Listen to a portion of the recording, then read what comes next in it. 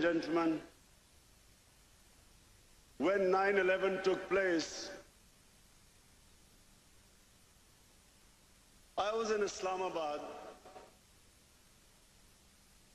I got a call from a television journalist from London, and he asked me a question. He said, Imran Khan, aren't you ashamed of the terrorist attack in New York? I'm sitting in Pakistan. Attack takes place in New York.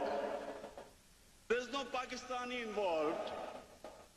And this man is asking me to be ashamed of something because I'm part of 1.3 billion people.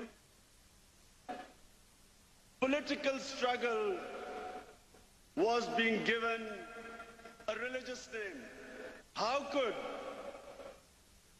an event like 9/11 take place?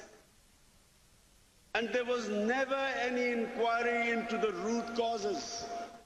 Why did those people blow themselves up? If anyone tried to ask the question, they were accused of appeasing terrorism. They were accused of justifying terrorism. George Bush went on television and told the world that this is radical Islam. They want to take over the world. They hate our way of life.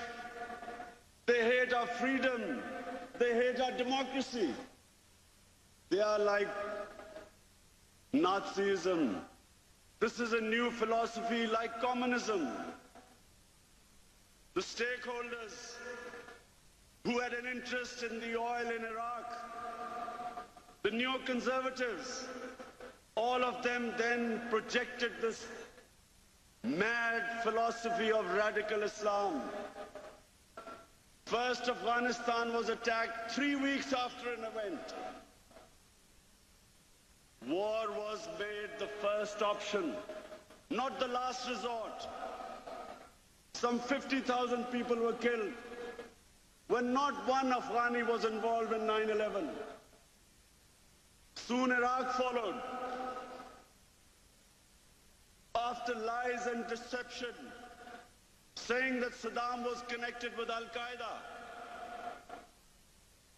putting the fear of God in their own population so that they would not question them. Other stakeholders jumped in. Ariel Sharon, suddenly he was fighting against Islamic terrorists. In Chechnya, Vladimir Putin was fighting against Islamic terrorists. In Kashmir, again there were Islamic terrorists who were fighting the Indian troops. No one bothered to say that before 9/11, 70% of all suicide bombers were Tamil Tigers who were Hindus.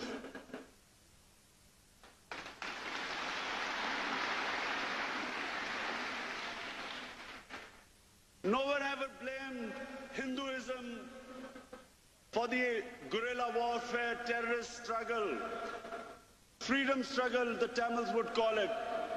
No one blamed Hinduism for it. When the Japanese kamikaze pilots in desperation were blowing themselves up in the planes, no one blamed Shintoism for suicide bombings. But suddenly, Islam was responsible for suicide bombings. Careful planning, spin doctoring brought political struggles a religious name. We had certain members of the Islamic clergy immediately jumping on the bandwagon that terrorism is not allowed in Islam. We all know terrorism is not allowed in Islam. Every Muslim knows what the Prophet of Islam sallallahu alaihi wasallam said. Long before the Geneva Convention came in, the Muslim sisters were told not to harm anyone, non-combatants, women, children, elderly, not to destroy gardens, crops, how to treat prisoners of war. Not the way George Bush treats prisoners of war.